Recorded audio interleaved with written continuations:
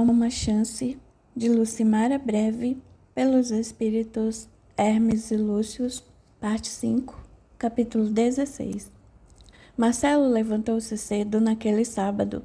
Queria visitar os amigos antes de se encontrar com Clara. Precisava conversar com Joana, já que não tivera oportunidade de convidá-la para a reunião da última quarta-feira, diante do seu estado de saúde. Porém, havia conversado com Cláudio a respeito de tudo o que Antônio lhe dissera na conversa que tiveram na mercearia. O amigo, então, lhe explicara que seria bom aproveitar este momento de lucidez de Antônio para fortalecê-lo na razão e tentar mostrar-lhes quantos malefícios pode causar uma arma tão poderosa como o pensamento, quando não sabemos utilizá-lo. Este também o alertara sobre a possibilidade de Antônio sofrer uma recaída, já que havia ali uma energia muito densa, como se já estivesse materializada, graças à força com que Antônio acreditava e sentia seus medos. Isto poderia criar novamente situações em que ele tivesse que experienciar realmente sua determinação em mudar. E se não tivesse conseguido superar suas fraquezas, todo aquele processo de autodestruição poderia voltar. Quando chegou, Marcelo encontrou Joana tomando seu café da manhã. Antônio já havia saído para a mercearia e só Daniel estava em casa, pois os irmãos foram com o pai para ajudá-lo, já que aos sábados o movimento aumentava na mercearia.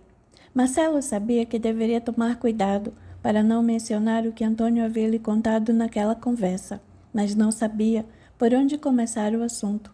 Foi por isso que durante todo o caminho até ali rezou para que pudesse receber a orientação de como falar com Joana, sem ter que lhe expor o que aconteceu com Antônio.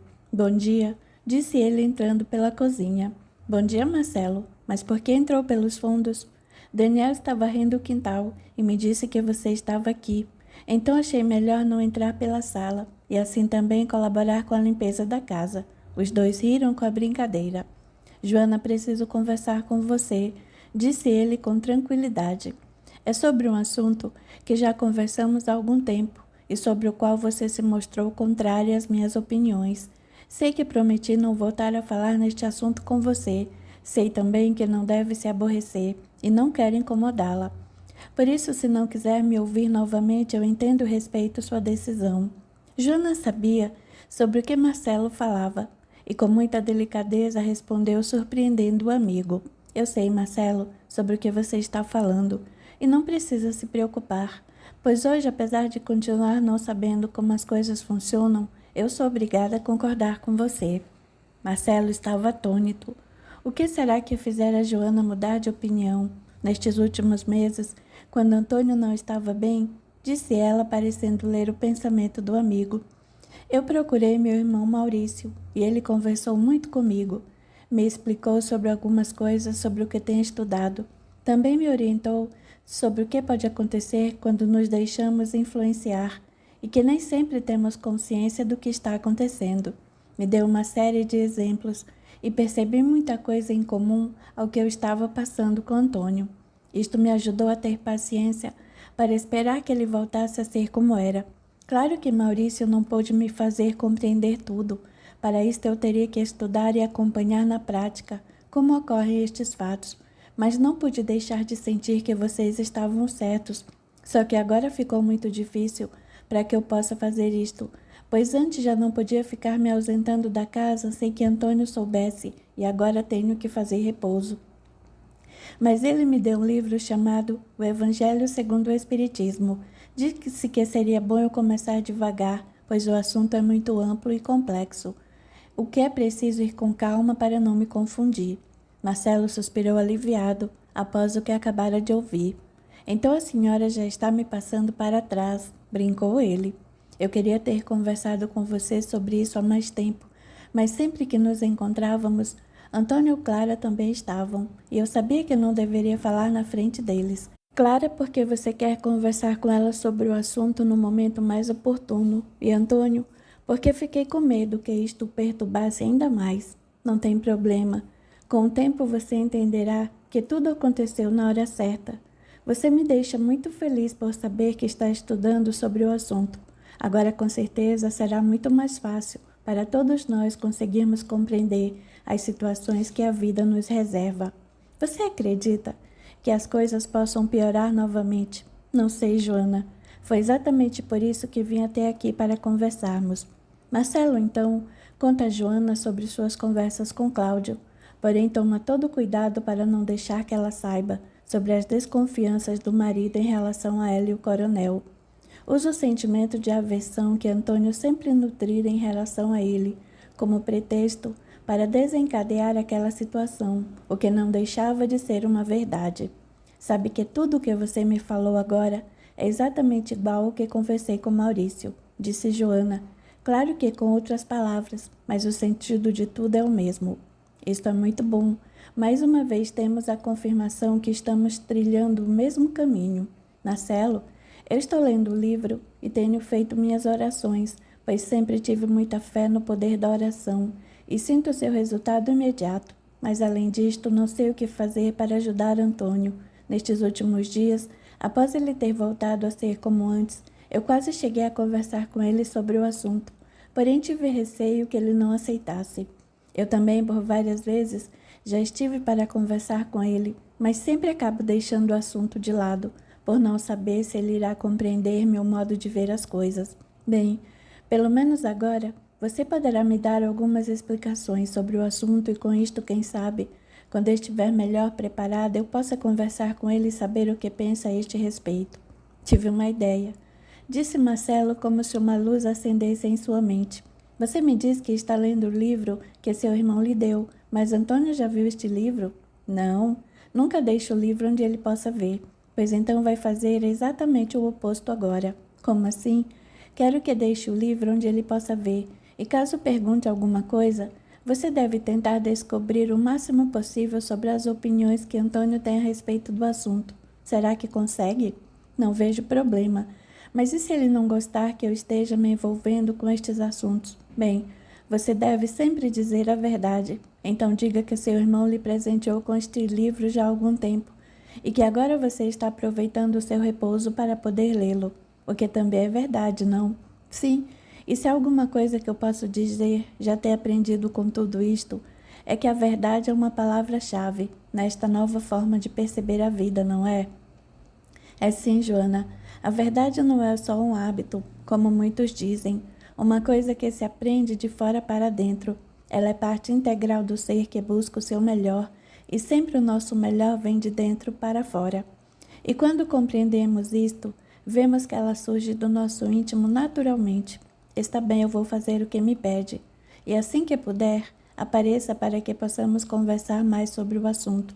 E também para me orientar de como devo agir caso Antônio tenha algum interesse nisto. Marcelo se despediu de Joana e passou rapidamente pela mercearia para dizer um olá para Antônio, porém não se demorou, pois Clara o esperava.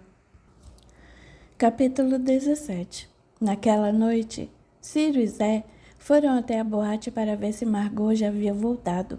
Ainda era cedo e não havia muitos clientes na casa.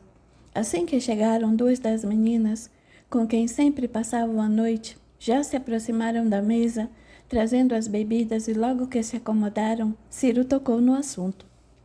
E então, menina, já está com as malas prontas para me abandonar? Brincou Ciro com naturalidade, sem deixar que esta percebesse seu verdadeiro interesse no assunto.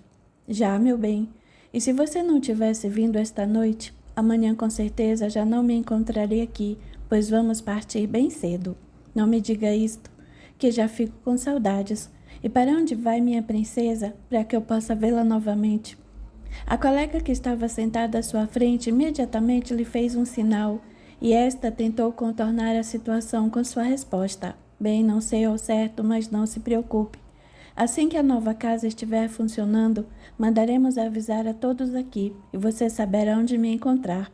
Ciro percebeu que aquela era uma resposta combinada, e sabia que não deveria insistir. O melhor a fazer era passar a noite ali, quem sabe, depois de alguns copos de bebida, ela não diria o que ele queria ouvir. A casa já ia fechar, e Ciro não havia conseguido obter as informações que queria. Achou melhor então ir embora, e ao chegar na rua comentou com o companheiro: Zé, Vamos ter que passar o resto da noite aqui de vigia, pois esta pode ser a nossa última oportunidade de encontrarmos Margot. Eu vou ficar lá na esquina e você fica escondido ali naquela casa abandonada do outro lado da rua. Se ao sair, elas vierem para cá e Margot estiver entre elas, pode deixar que eu termine o serviço. Agora, se elas forem para o seu lado, o problema é seu. Está bem? Pode deixar que eu estou com a mira boa. Cada um deles tomou seu lugar e ficou aguardando ainda por algumas horas, até que um movimento na casa chamou a atenção dos dois. Um carro e uma caminhonete estacionaram bem ao lado da boate, e as meninas começaram a sair da casa com suas bagagens. Zé, que estava bem em frente da casa, viu quando Margot desceu do carro e foi ao encontro de suas meninas. Imediatamente ele sacou de seu revólver e estava pronto para atirar em Margot, quando algo muito estranho atrás de si o fez errar o disparo. Com isto, a bala acabou acertando uma das meninas que estava perto de Margot e não a ela. Houve um tumulto para socorrer a garota, e Zé aproveitou-se da confusão para deixar a casa na qual estava escondido. Passou por Ciro numa disparada que este não conseguiu acompanhá-lo na corrida, e só quando chegaram na pensão foi que este parou de correr. O que houve, homem? Por que saiu de onde estava escondido daquele jeito?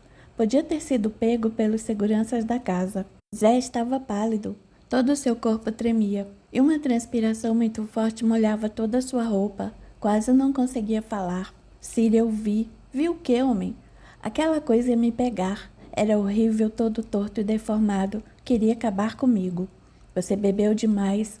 Não estou entendendo nada do que está dizendo. Ciro, dentro daquela casa havia um fantasma, um monstro. E quando eu fui atirar em Margot, ele se jogou sobre mim e gritou. Nela não. E o revólver disparou em outra direção, eu juro. O que é isso, Zé? Tudo bem se você errou a mira, mas não precisa mentir para mim. Zé levantou-se da cadeira e, segurando Ciro pelo braço, disse com toda a convicção. Eu não estou mentindo. Alguma coisa me atrapalhou quando eu ia acertar a Margot. E que você acredita ou não, estou fora deste serviço. Não quero nem saber do dinheiro que ainda tinha para receber. Eu vi aquele monstro pular sobre mim. E você pode fazer o que quiser, mas eu vou embora agora mesmo. E já começou a juntar suas coisas. Ciro ficou admirado, nem tanto com o que o amigo lhe dissera, mas em ver que este estava mesmo disposto a abrir mão do dinheiro. Algo realmente devia ter acontecido naquela casa, senão Zé jamais deixaria de receber sua parte. Então disse ele ao companheiro, olha, fique calmo, pois não podemos fazer nenhuma besteira, além do que não adianta deixar este monstro aqui se sabemos que temos que prestar contas sobre o serviço para o outro. Temos que pensar numa forma de sair desta sem nos prejudicarmos de nenhum lado. Zé sentou-se novamente e, ainda com a respiração ofegante, concordou com o amigo. É verdade, não podemos voltar porque Tião estará esperando para saber do serviço, mas eu não vou atrás daquela mulher de novo. Seja lá o que eu vi naquela casa, queria protegê-la e conseguiu, porque ele tirou a mira do revólver depois de eu já ter atirado. Não sei como, mas ele fez isto. Acho que aquela mulher tem a proteção de alguma coisa ruim, e se benzeu ao terminar a frase. Bom, seja o que for, deve estar lá com ela agora. Temos que pensar numa saída para nós, isto sim. E os dois ficaram ali no quarto ainda por algum tempo, até que depois de pensar muito, Ciro resolveu. Vamos fazer o seguinte, você não sai do quarto enquanto eu vou até a boate, tentar saber o que aconteceu com a moça que levou o tiro. Se ela morreu, podemos levar alguns recortes de jornais para o Tião e dizer a ele que terminamos o serviço. E então, nós pegamos nosso dinheiro e sumimos daquele lugar. Mas ele vai saber que não era ela pelo nome ou pela fotografia que eles colocam nos jornais. Que nada. Você acha que o nome verdadeiro da Margot é este mesmo? Isto é um apelido. E provavelmente não irão colocar fotografia de uma moça da noite nos jornais. O máximo que irão fazer é noticiar o que aconteceu, e é só o que precisamos, pois quando Tião ver que o ocorrido foi na boate onde estávamos esperando por Margot, ele nunca vai desconfiar que erramos o alvo e acertamos outra pessoa. Mas e se ela não morreu? Bom, aí nós continuamos com o plano de Tião. Você vai embora para sua casa e recebe só a parte que ele ficou te devendo, pois foi isto que ficou combinado. Nós não contamos nada do que aconteceu e você fica livre de problemas com ele. Diga que Margot não apareceu esta semana e que por isso você foi ver sua família e eu fico com o serviço só para mim, combinado? Ciro, escute o que eu te digo. Deixa essa mulher para lá e volte comigo. Eu pego minha família e vamos juntos para outro lugar arrumar serviço. Você sabe que isto não falta para nós. Sempre tem alguém precisando de gente como eu e você. Eu sei, mas não quero briga com o Tião. Por isso, se a garota não morreu, só vou esperar outra semana para sair daqui, sem dar motivo para ele se zangar com a gente. Digo que ela não apareceu e também vou embora como ele mesmo planejou. E se quiser, ele que volte para ficar aqui. E enquanto isso, você prepara tudo para nos mudarmos de lá. Assim eu concordo. Então vá logo saber notícias. Não quero ficar aqui nem mais um dia. Ciro deixou a pensão e em poucos minutos entrou num bar que ficava a poucos metros da boate, ficando atento aos comentários. Uns diziam uma história, outros contavam outra diferente, mas este só saiu de lá quando o dono do bar afirmou categórico. Bem que tentaram socorrer a moça, mais que nada. Ela morreu na hora, e parece que ninguém sabe dizer quem pôde ter feito isto. Ficou ali mais alguns minutos. Depois saiu para voltar à pensão dizendo a si mesmo: ainda bem que conseguiremos tirar proveito de toda esta confusão. Pronto, Zé. Está tudo certo para nós, disse Ciro assim que entrou no quarto. Ainda bem que quem quer que tenha tirado a mira de Margot, pelo menos colocou outra no lugar. Não brinque com isto. Não vê como estou nervoso? Tudo bem, mas pode se acalmar. Amanhã compraremos os jornais e deixamos este lugar. E depois que estivermos com o dinheiro na mão, sumimos de perto do Tião. Com certeza, é isto que eu vou fazer, afirmou Zé respirando aliviado. Na boate estava a maior confusão, com todas as meninas assustadas com o que havia acontecido com a colega. Entre elas havia uma que pode-se dizer que estava apavorada ou até mesmo aterrorizada. Margot nem ao menos conseguiu se controlar para ajudar a socorrer a menina que caíra bem à sua frente. Só o que conseguiu fazer foi correr para dentro da boate e não saiu mais de lá. Por isso, assim que pôde, mandou que Chico providenciasse tudo o que costumava usar para os seus encontros com Dino, pois só conseguia pensar nisso. Precisava falar com Dino. Margot estava desesperada. Tinha certeza de que aquela bala era para ela. E agora não sabia o que fazer, pois a polícia proibira que qualquer um estivesse ali na hora do crime e deixasse a cidade. Os assassinos voltariam quando soubessem que haviam errado o alvo, e ela não podia contar para a polícia o que sabia, já que também cometeram um crime. Só mesmo Dino poderia ajudá-la, pensava. Bem que ele me avisou sobre os riscos de me envolver com o coronel Bianot. Já anoitecia, e mesmo com o lugar cheio de gente, Margot se trancou num dos quartos com Chico, para realizar seu propósito de conversar com Dino. Vamos, Dino. Responda, por favor, dizia ela chorando. Dino, que sempre estivera ao seu lado, sentia-se realizado ao ver o quanto havia se tornado necessário para sua amada. Tudo o que sempre desejara estava acontecendo. Margot chamava por ele, precisava dele e acreditava depender somente dele. Esta energia o deixou eufórico, em êxtase. E foi assim que ele se apresentou para Margot, só que agora de uma forma diferente. Fale, Margot, minha querida. O que você quer de mim? Por que me chama de querida? Não vê que estou nervosa e precisando de ajuda? Por que você vem com brincadeiras num momento como este? Não estou brincando. Você sempre foi minha querida, só que não se lembra disto agora. Do que você está falando? Dino sentia-se senhor da situação. Tudo estava acontecendo como sempre planejara. Depois de muita espera, havia chegado sua hora, e Margot estava exatamente como ele queria. Então, começou a lhe contar os fatos ocorridos que o haviam transformado no que ele era agora. Você não se lembra, mas eu sim. Lembro-me de todas as humilhações que passei por sua causa. Eu sei o quanto sofri, quanto você me desprezou, meu amor, só porque eu era pobre e não podia lhe dar o luxo dos castelos e a boa vida da nobreza. Margot olhava para Chico, como querendo penetrar-lhe a alma e ver quem estava ali realmente, pois aquele não era o jeito de seu amigo Dino a tratar, mas este continuou indiferente às suas dúvidas. Lembro-me de como vendeu seu corpo para um fidalgo qualquer, não por um montante em dinheiro, como vem fazendo ainda nesta e em outras vidas que já teve, mas usou de sua beleza para seduzi-lo e entregou-se a ele para obrigá-lo a se casar com você. Dino suspirou profundamente e prosseguiu, e ainda aproveitou-se do meu sentimento nobre e real para ajudá-la a conseguir seu intento, espalhando por toda a vila que fora ele quem a obrigara a se entregar, e eu, mesmo sentindo a dor de tê-la perdido, o desafiei para um duelo. Precisava defender a honra da mulher a quem eu tanto amava. O fidalgo sabia que não tinha saída, já que uma recusa de sua parte seria vista como um ato de covardia, e aceitando o duelo, estaria assumindo que o fato realmente acontecera entre vocês.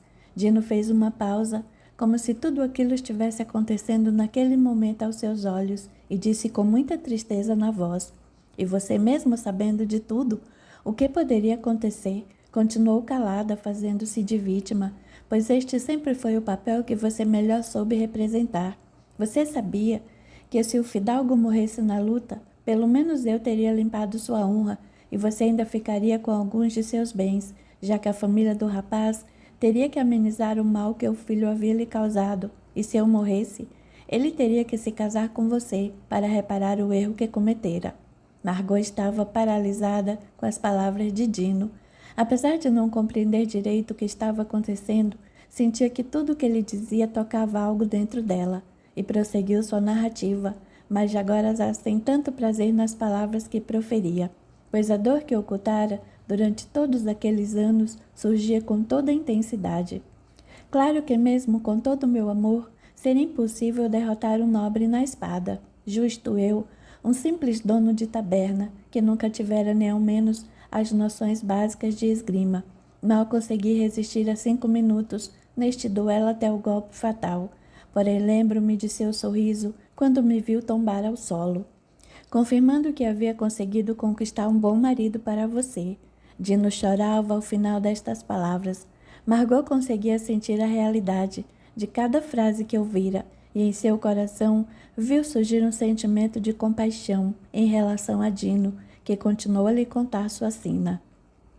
E assim, desde que conheci e aprendi a usar minha força aqui onde estou, jurei que não a deixaria mais. Tudo faria até que você dedicasse a mim toda a atenção que mereço, até que visse o quanto sou importante para você, que me valorizasse mais do que a todo o ouro que já possa ter visto em todo este tempo, e que só eu sou digno de seu amor.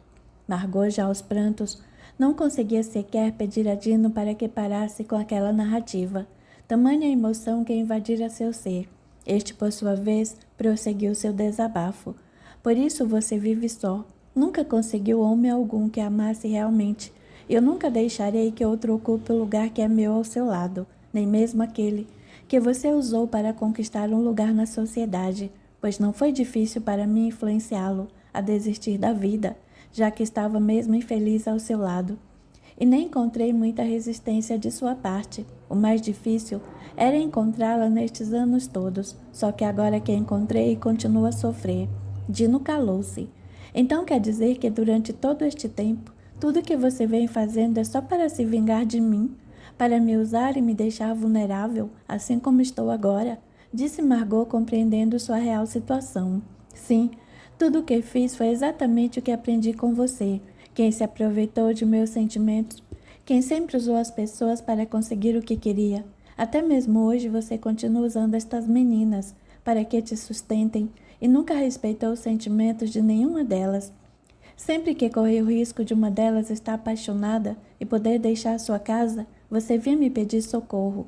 E mesmo eu deixei que me usasse até agora. Mas claro que aprendi muito bem minha lição com você. Só fiz isto porque era de meu interesse. Como hoje pela manhã, quando te salvei daquela bala. Não podia deixar que morresse sem conseguir o que queria. Esperei muito tempo para poder vê-la assim como está e lhe dizer tudo o que eu sinto. Margot estava confusa, e no fundo sua alma realmente se identificava com tudo o que ouvira.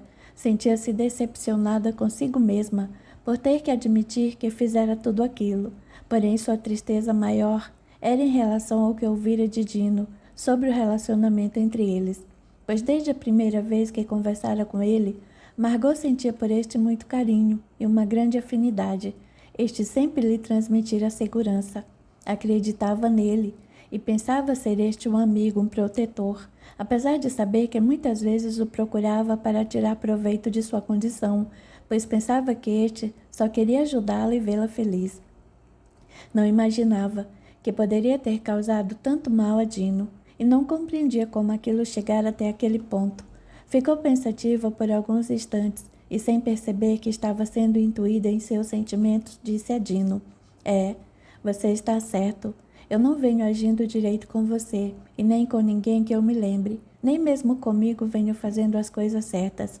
Espero que me desculpe e possa me perdoar por tudo que eu lhe fiz. Dino espantou-se ao ouvir estas palavras, porém Margot continuou a surpreendê-lo. Mas sabe, sinto que a partir de hoje começa uma nova vida para mim e para você aí onde está. Não acredito que só por sua causa aquele tiro não tenha me acertado. Alguém além de você deve ter nos ajudado e sabe por quê? Dino estava desarmado com as palavras de Margot.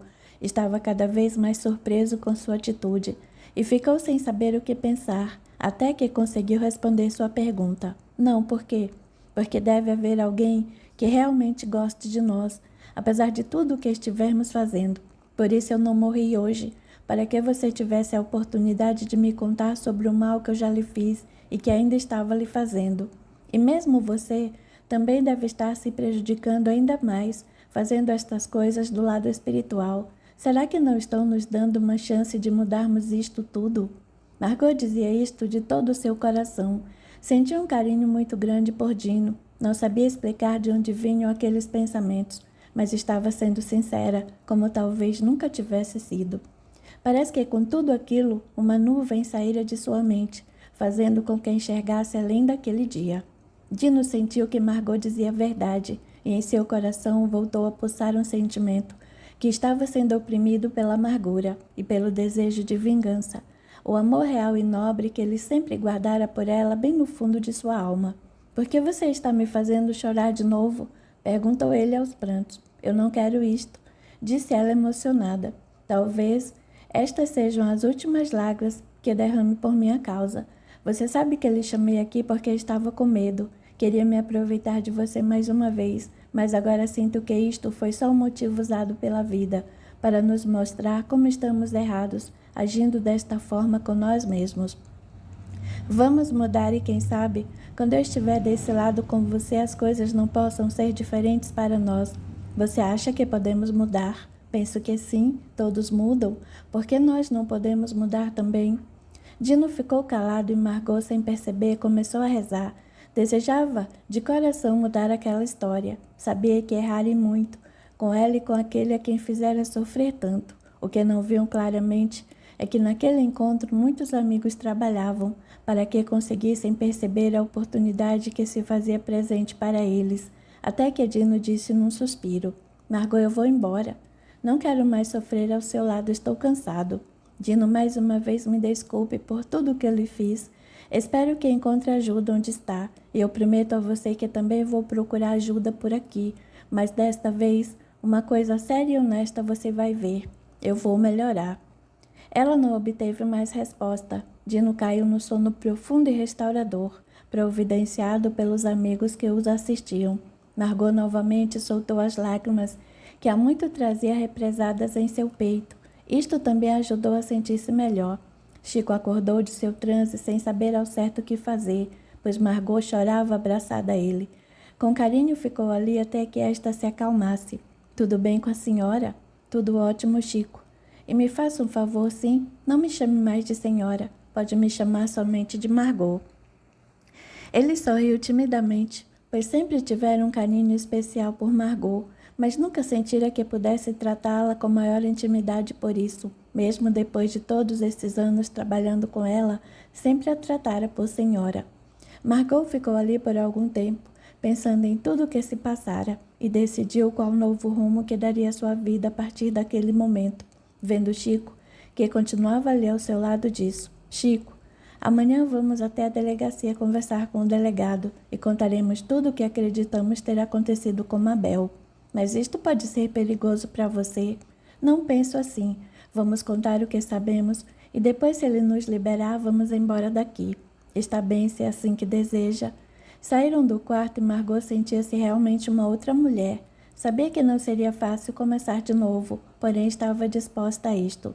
Na manhã seguinte, Ciro e Zé partiram no primeiro ônibus que deixou a cidade, logo depois de comprar alguns jornais, em que se destacava a notícia do acontecido na boate. Como previu, não havia fotos, somente o nome da garota Mabel de Miranda, e comentários sobre o fato de não existir nenhum suspeito até o momento. Como já haviam combinado tudo o que fariam, assim que o ônibus parou no posto para o horário do almoço, ligaram para tio na fazenda. Sabiam que o encontrariam por lá neste horário, já que este almoçava ali na casa por ordem do patrão. Por favor, será que eu poderia falar com o Tião? Quem quer falar? Perguntou Jane, pois ela quem atendera a ligação. É o Ciro, sou cunhado dele. Disse isto para não prejudicar o amigo. Um momento. Jane foi até a cozinha e avisou Tião sobre a ligação. Seu coração disparou quando ouviu o nome de Ciro.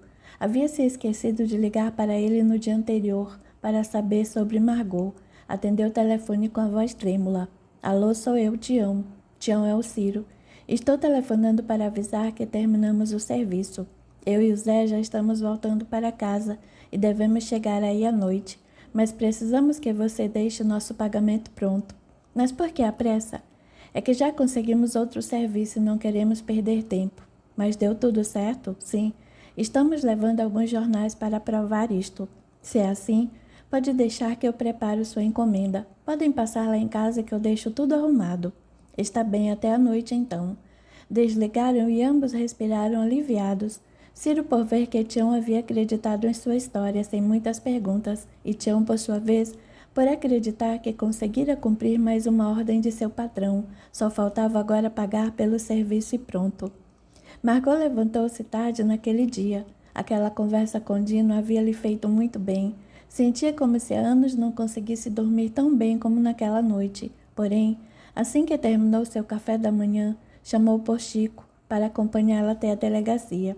Este já esperava e colocou-se à disposição para saírem quando ela quisesse.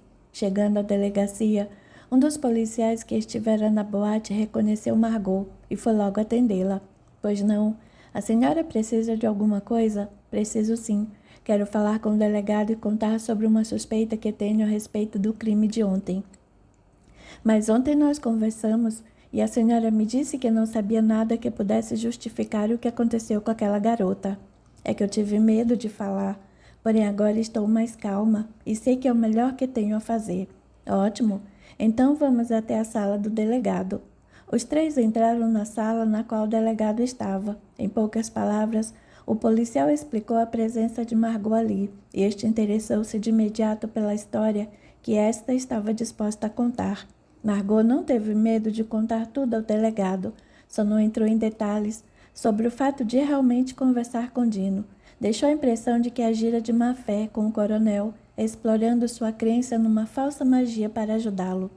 Contou sobre como conhecia o coronel e sabia do que ele era capaz quando alguém tentava passá-lo para trás, e ao final deixou bem claro que acreditava ser aquela bala para ela e não para Mabel. O delegado, após alguns minutos de reflexão sobre o assunto, concluiu: bem, se realmente a história que a senhora acaba de nos contar for verdadeira, este pode ser um novo ponto de partida para as nossas investigações, mas teremos que conseguir provas para o que está afirmando, pois só as suas suspeitas não são suficientes para incriminá-lo.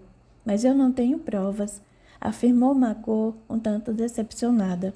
Por acaso a senhora não viu por aqui algum conhecido que pudesse ter sido enviado por ele? Não. Como lhe disse, eu estava fora, procurando um lugar para me instalar com as meninas, e só cheguei ontem para buscá-las. Não vi, e acredito que ninguém soubesse que eu iria chegar ontem, pois todas as meninas já estavam orientadas a não darem nenhuma informação ao meu respeito. A senhora está vendo? Fica muito difícil provar suas suspeitas, já que ninguém sabia do seu paradeiro como está afirmando. Porém, eu vou investigar assim mesmo, pelo menos é um começo, já que não tínhamos nenhuma informação sobre o que poderia ter sido a causa deste crime.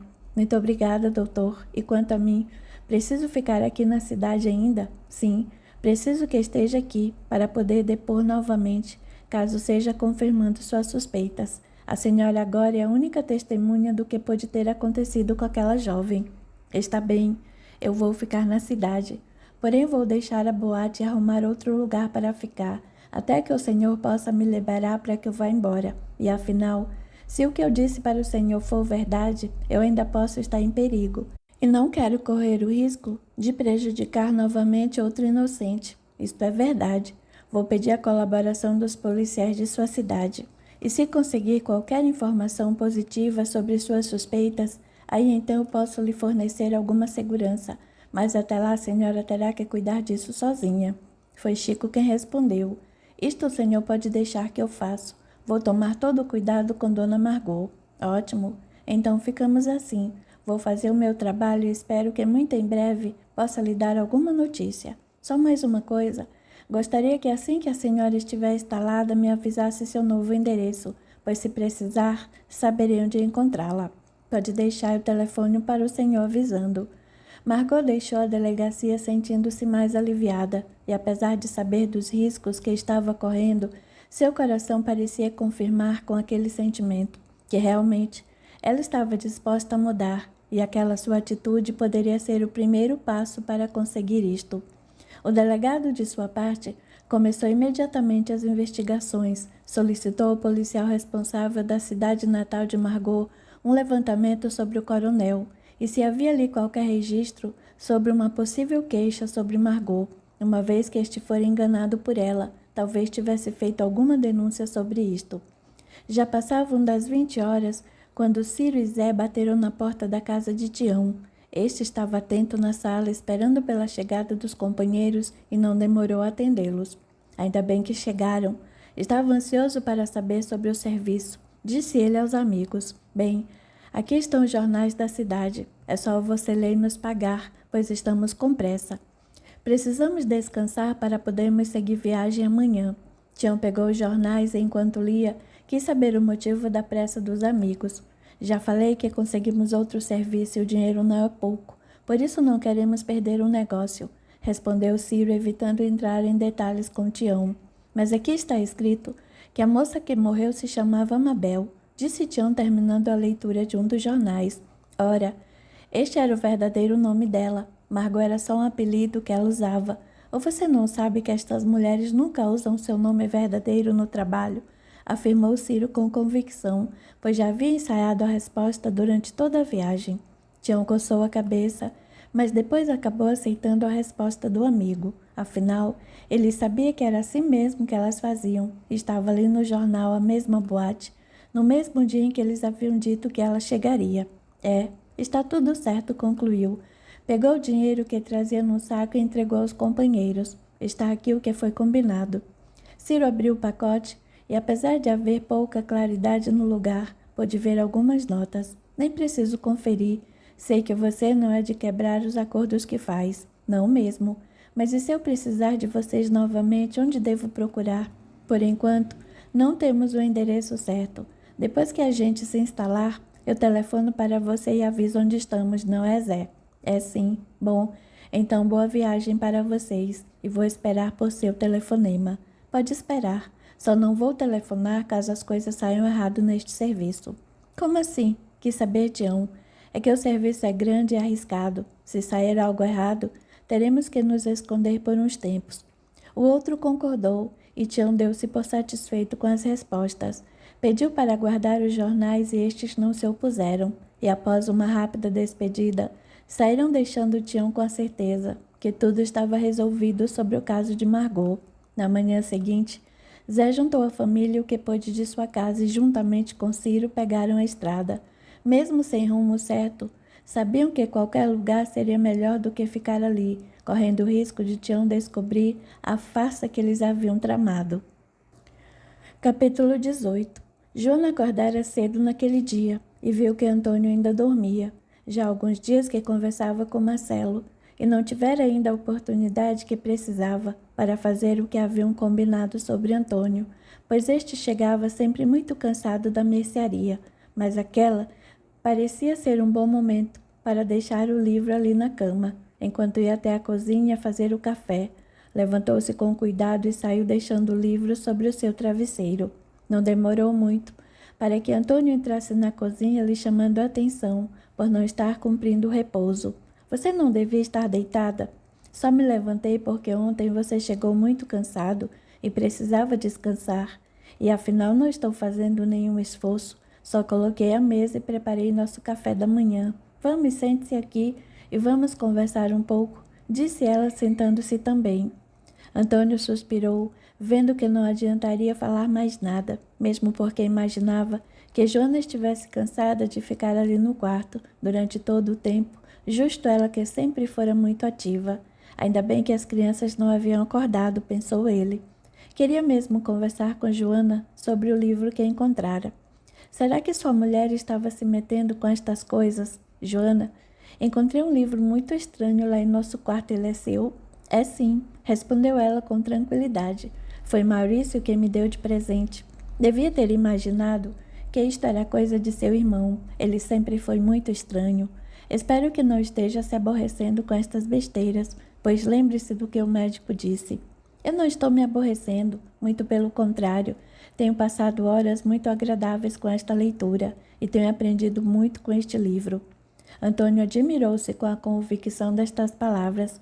Joana nunca fizera qualquer menção a respeito deste assunto. Pelo contrário, não gostava de falar nem sobre os pais que já haviam morrido. Não sabia que estava se simpatizando com este tipo de coisa. Sempre me pareceu que você não acreditasse nisso, e até mesmo que tivesse um pouco de medo, pois sempre evitou falar dos mortos. É verdade, eu não gostava desse assunto, e confesso que tinha medo. Não sei se dos mortos ou da morte em si, mas lendo este livro aprendi que, como qualquer pessoa, o que eu sentia na realidade era medo do que eu não conhecia. A morte era algo pela qual eu ainda não havia encontrado uma resposta que me satisfizesse, que preenchesse todas as lacunas de dúvidas que eu tinha a este respeito. Joana calou-se. Queria que Antônio dissesse algo sobre o assunto. Este ficara surpreso com as palavras da esposa e, depois de pensar um pouco, acabou fazendo o que Joana desejava. Realmente acredito que todos nós temos muitas dúvidas sobre a morte e sobre o que há do outro lado, pois eu penso que deve existir alguma coisa depois da morte, mas não imagino que seja. E afinal, ninguém que eu conheça que tenha morrido veio me contar algo sobre isto. Mas eu não acredito que haja em algum livro as respostas para as dúvidas que eu tenho, pois quem escreve os livros são os vivos. Eu acho que só saberemos as respostas quando chegar a hora da nossa morte. Aí é que você se engana, disse Joana com firmeza na voz.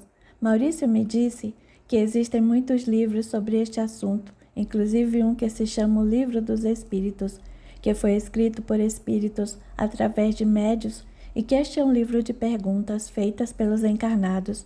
É assim que são chamados vivos aqui na Terra, com respostas ditadas pelos desencarnados. Antônio assustou-se com aquilo. Nunca ouvira falar de algo assim. Sabia da existência de pessoas que viam e conversavam com mortos, que eram chamados de médios, mas nunca soubera de nenhum que escrevesse um livro ditado por espíritos. Joana, notando seu espanto, continuou. Ele disse que iria me presentear com um livro desse, caso eu gostasse deste que estou lendo e me interessasse em continuar estudando sobre o assunto. Pelo que vejo, você está mesmo convencida de que tudo o que tem lido é real. Sim, pelo que li até agora, sinto que é verdade, pois a prova de tudo está no nosso dia a dia. Quando estudamos e começamos a colocar em prática, vemos que as coisas se encaixam. É impossível não perceber como tudo funciona. Antônio ficou pensativo. Achou que tudo parecia muito fácil para ser verdade. Já ouvira falar de muitos impostores que gostavam de tirar proveito de pessoas inocentes. Depois concluiu. Já que está se sentindo bem com o que vem fazendo, não vejo problema algum que você continue a ler estes livros, mas tome cuidado, pois sabe que seu irmão sempre teve um comportamento meio estranho, falava coisas diferentes. Não quero que se decepcione com tudo isto. De minha parte, penso que será melhor esperar para ter certeza de tudo isto quando eu morrer. E já estava se levantando da mesa para ir à mercearia quando Joana disse: mas não é só meu irmão que conversa comigo sobre isto. Marcelo também estuda sobre o assunto e tem gostado muito pelo que diz. Joana sabia que Antônio podia questionar sobre o comportamento de Maurício, mas jamais faria isto a respeito de Marcelo. O quê? Marcelo também perde tempo com isto? E voltou a sentar-se, tal foi seu espanto. Pelo que me consta, para ele isto não é de forma alguma uma perda de tempo, muito pelo contrário. Ele me disse levar muito a sério seus estudos sobre o assunto, diz ter encontrado as respostas que vinha buscando para sua vida através da espiritualidade. Antônio estava boquiaberto com o que Joana acabara de lhe contar, porém não teve tempo para perguntar mais nada, pois neste instante Daniel e Sérgio entraram na cozinha e ele percebeu que acabara se atrasando para abrir a mercearia. Joana fez questão de acompanhá-lo até o portão, com a promessa de se deitar assim que entrasse. Precisava pedir a ele que não comentasse com Clara o que ela lhe contara, já que esta não sabia dos estudos de Marcelo a esse respeito. No caminho até a mercearia, Antônio não conseguia deixar de pensar sobre aquilo.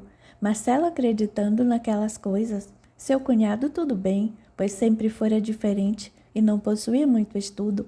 Seria fácil ser enganado por algum espertalhão, mas Marcelo era um rapaz estudado que sempre tivera uma boa condição financeira e sempre frequentara bons lugares. Não cairia na conversa de qualquer um. Por que ele nunca dissera nada a ele, e nem mesmo para a noiva? Será que Marcelo estava em apuros? Pensou ele. Sim, só pode ser isto. Ele deve estar com algum problema, por isso procurou este tipo de coisa. Deve estar desesperado e não nos contou nada, para não ser repreendido, pois sabe que eu e Clara não seríamos tolos de acreditarmos em tudo o que se diz existir por aí. Estava resolvido. Iria almoçar com Marcelo naquele dia, pois precisava ajudá-lo. E assim, quando o movimento da mercearia diminuiu, Antônio deixou os meninos cuidando de tudo e foi até o escritório de Marcelo. Ao chegar, encontrou de saída. Já de saída para o almoço? Perguntou cumprimentando. Não, preciso entregar estes documentos a um cliente antes disto. Bom, se não se incomoda, gostaria de acompanhá-lo e depois poderíamos almoçar juntos? Não vejo problema algum, mas me diga, aconteceu algum problema com Joana ou com você? Quis saber Marcelo, pois estranhou a presença do amigo e o convite para o almoço. Não, está tudo bem, só gostaria de conversar com você um pouco. Se é assim, está bem. Será ótimo almoçarmos juntos. Você sabe como adoro uma boa conversa com um amigo. Marcelo bateu no ombro de Antônio com satisfação, vendo que este realmente parecia bem. Depois de terminado o encontro com seu cliente, Marcelo levou Antônio até um restaurante que costumava frequentar, e assim que se viram acomodados, Antônio foi direto ao assunto, pois estava muito preocupado com aquela história. Marcelo, sempre fomos amigos, não é? Sim, mas por que a pergunta? Bem, é que estive conversando com Joana esta manhã e ela acabou me contando que você, assim como meu cunhado, estão se envolvendo com coisas ligadas a espíritos e tudo mais. Marcelo entendeu que Joana devia ter contado a Antônio sobre os seus estudos e, mesmo vendo o espanto do amigo, achou melhor tratar o assunto com a máxima naturalidade possível, já que Antônio parecia estar mesmo muito impressionado com aquilo. É verdade. Já comentei com Joana sobre alguns estudos feitos por amigos meus, pessoas muito cultas e com maior conhecimento sobre o assunto do que eu. Exatamente por se tratar de um assunto tão delicado, eu só resolvi me envolver com isto, tendo como mestres pessoas de minha total confiança, as quais conheço e sei tratar-se de gente honesta e responsável. Mas, Marcelo, você acredita mesmo que existam todas essas coisas que dizem por aí? Sem dúvida. Venho acompanhando em minha vida muitas situações em que tive a comprovação de tudo que estudo. Não posso duvidar, pois além da teoria, a prática vem me provando sua veracidade. Antônio percebeu que o amigo estava convicto em suas palavras. Achou melhor não criar uma discussão sobre o assunto, mesmo porque ele próprio não tinha conhecimento suficiente para argumentar e provar a Marcelo que talvez este estivesse sendo enganado por alguém que pudesse esprolar-lhe a fé. Então, em tom amistoso, quis saber os motivos que o levaram a se envolver com isto, pois se ele afirmasse ter algum problema, Antônio teria certeza de sua suspeita. Marcelo, me explique uma coisa. O que leva um homem como você, educado, formado, com boas condições financeiras a se envolver com estas coisas? Você tem algum problema de saúde ou está com alguma dificuldade? Marcelo percebeu a intenção de Antônio em questioná-lo sobre isto e resolveu não perder a oportunidade de expor para o amigo tudo o que sentia e pensava sobre a espiritualidade. Sabe, Antônio, eu posso dizer que sou um privilegiado, pois encontrei a espiritualidade em meu caminho de uma forma muito branda e suave, algo gostoso de se experienciar. Não entendo o que está falando, vou lhe explicar. Muitas pessoas vão na busca de algum aprendizado, somente quando a vida lhes exige isto, através de problemas como você mesmo colocou, ou através de interferências espirituais, que podem acontecer mesmo sem conhecermos ou acreditarmos em sua existência. No meu caso foi muito diferente. Marcelo esperou alguns minutos e, vendo que o amigo observava atentamente, prosseguiu sua narrativa. Quando eu ainda cursava o 4º ano de Direito, após receber alguns amigos em minha casa para estudarmos um processo que nos foi entregue por nosso professor, convidei-os para um lanche e um bate-papo ali no jardim, onde ficamos até muito tarde da noite. Com isto, na hora de ir embora, meu amigo Cláudio, o qual você conheceu na formatura de Clara, lembra-se? Sim, lembro-me de seu amigo. Ele sentou-se em nossa mesa e era muito agradável sua companhia. Ele animou a conversa aquela noite. Exatamente. Ele, ao deixar minha casa, esqueceu sobre um dos móveis um pequeno embrulho que trazia na mão, pois viera de táxi, já que seu carro estava em manutenção. No dia seguinte, quando Edna encontrou o embrulho, lembrei-me que pertencia a ele, e por isso lhe telefonei para avisar. Depois de lhe informar sobre o esquecimento do embrulho, ele acabou me presenteando com o mesmo. Disse se tratar de um livro que havia comprado para um outro colega de classe. Mas já que a vida o fizera esquecê-lo ali em minha casa, acreditava ter nisto algum motivo, pois afirmou que nunca antes se esquecera de algum presente seu em lugar nenhum. Antônio prestava muita atenção nas palavras de Marcelo, parecia procurar uma falha, para poder lhe provar que estava sendo enganado. Porém, este prosseguiu sua narrativa sem se alterar com a ansiedade do amigo. Quando terminei a conversa, abri o embrulho e encontrei um livro intitulado O Livro dos Espíritos. Achei o nome muito sugestivo e comecei a folheá-lo na mesma hora. Afinal, era sábado e teria todo o dia livre, já que só veria Clara no final da tarde. Passei todo aquele dia lendo o livro, e a cada página lida, mais páginas queria ler. Tão fascinante era o assunto ali tratado, e a forma simples como tudo era colocado e explicado, que não me cansava de lê-lo. Quando me vi obrigado a interromper a leitura por causa do horário que havia marcado com Clara, tive a certeza de ter encontrado ali um assunto que merecia muito minha atenção. Tudo o que havia ali mexera comigo. Sentia que precisava conversar com Cláudio para tirar algumas dúvidas e esclarecer alguns pontos de vista. E antes mesmo de terminar o livro, já havia marcado um encontro para uma conversa no domingo. E assim foi. Ele me explicou com mais clareza essa nova forma de sentir a vida, como ele mesmo diz, e me contou sobre seus estudos e sobre o grupo a qual ele é fundador e dirigente já há alguns anos. Fiquei muito admirado com tudo que ele me dizia, pois Cláudio é um rapaz jovem, mais novo do que eu até, e mesmo assim já se dedicava com tanto afinco ao estudo da espiritualidade. Conheço já há algum tempo, e sabendo que se tratava de pessoa de família respeitada e muito séria, não tive como questionar a integridade de tal grupo, pois ele me informava que fundara o grupo com total apoio dos familiares, já que todos seguem a mesma filosofia de vida. Quando terminou, notou que Antônio estava cismado. Achou melhor aguardar e deixar que o amigo se manifestasse primeiro. Depois de algum tempo, como Marcelo já previa, Antônio perguntou: mas será que seu amigo não deixou este livro ali de propósito para lhe sugerir a leitura, já que você mesmo afirmou ser o título do livro muito sugestivo? Não acredito nisso, mesmo porque isto não muda em nada o fato de ter sido eu que me interessei pelo assunto e o procurei para obter maiores explicações. Caso ele tivesse deixado propositadamente o livro ali, mas eu não quisesse lê-lo, não teria acontecido nada. Somos nós que temos que ir na busca das coisas, as quais queremos conhecer.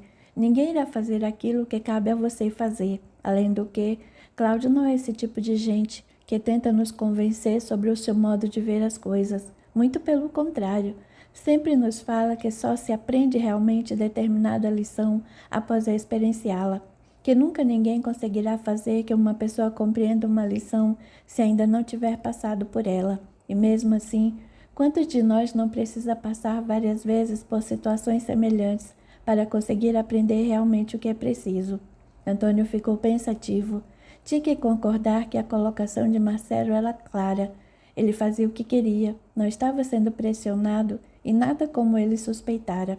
Parecendo ler seus pensamentos, Marcelo acrescentou: Sabe, Antônio, como já lhe disse, conhecia Cláudio já há alguns anos e durante todo esse tempo, ele nunca em momento algum comentou algo sobre o assunto, nem na faculdade, nem nas rodas de bate-papo. Sempre foi um bom amigo, um rapaz animado e brincalhão. E em todos os lugares em que vamos, ele sempre faz ou encontra amigos. É realmente uma pessoa muito agradável, como você mesmo pôde comprovar naquela noite. Antônio não podia negar isto. Conhecera o rapaz e lembrava-se que naquela noite ainda estava com aquelas ideias sobre Joana, e que depois que este chegara ali na mesa, até mesmo ele que estava tenso e mal-humorado, acabou participando da conversa e sentiu-se mais animado. Sendo assim, teve que concordar com Marcelo. Olha, tenho que admitir que o rapaz realmente me parece uma boa pessoa. Eu não tenho argumentos para questioná-lo, mas gostaria de pedir que tome cuidado para não se envolver com coisas perigosas e que nós sabemos como funcionam. Não é que eu não acredite nos espíritos. Acredito sim. Até expliquei isto a Joana, mas não sei se o melhor não é esperar para quando eu também for um e assim comprovar e aprender o que preciso. Já temos tanta dificuldade para enfrentarmos a vida, quem dirá a morte. Marcelo sabia que não adiantava ficar ali bombardeando o amigo de informações que ele ainda não era capaz de compreender. Antônio fora até ali com uma finalidade e acabara sendo obrigado a se desarmar de suas resistências, mediante as colocações que ele usara para lhe mostrar sua forma de ver as coisas. Sabia que o amigo estava abalado com todas aquelas novidades. Precisaria de tempo para questionar a si mesmo e aos seus velhos valores e opiniões. Antônio concordou, sentindo que agora o assunto merecia ser repensado. Afinal, confiava em Marcelo e percebera que este falava com conhecimento de causa, já que estava estudando já há alguns anos, e ele não era nenhum ignorante que acreditasse em fatos sem provas, mesmo porque era um advogado, e para estes, tudo precisa ser provado antes de ser julgado.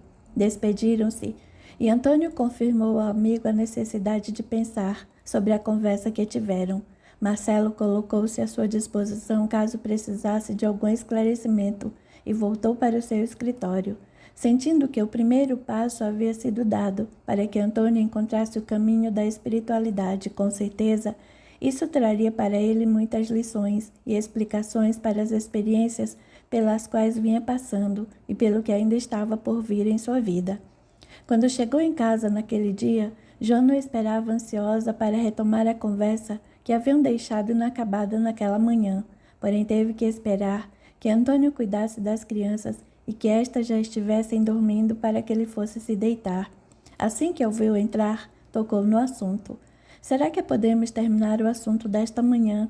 Veja, Joana, disse ele sentando-se ao seu lado na cama. Eu estou um pouco cansado e já falei muito sobre isto hoje. Ela não entendeu muito bem e ele continuou. Hoje fui almoçar com Marcelo e acabamos falando o tempo todo sobre esses estudos que ele está fazendo. E não posso negar que ouvi coisas interessantes, mas quero pensar com calma sobre isto e chegar às minhas conclusões sem pressa. Ainda não confio muito nestas coisas. Joana sentiu que era melhor fazer o que ele pedia. Com certeza Marcelo já deveria ter deixado muitas dúvidas em sua cabeça. Seria bom mesmo que ele pensasse com calma sobre tudo. Por isso concordou e deu-lhe um beijo de boa noite para que pudessem descansar.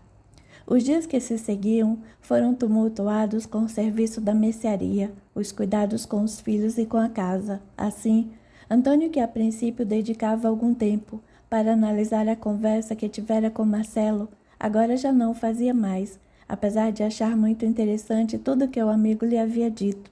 Preferiu continuar com seus antigos valores, a ter que buscar novas respostas para suas dúvidas.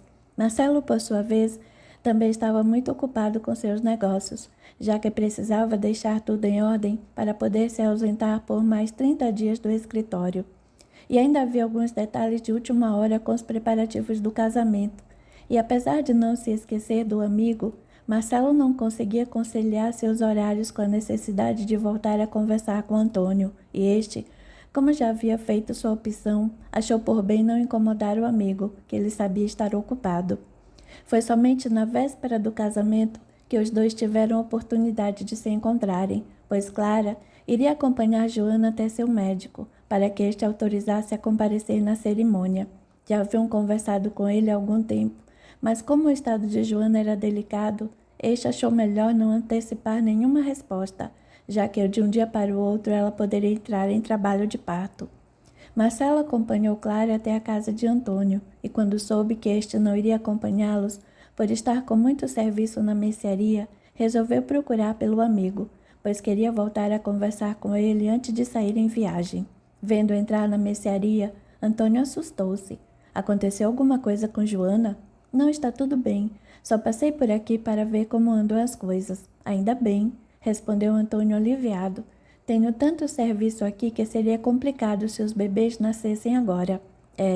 Você terá que se organizar para cuidar de tudo, pois isto pode acontecer a qualquer momento. Eu sei, e foi por isso que contratei um ajudante, que começa a trabalhar na segunda-feira.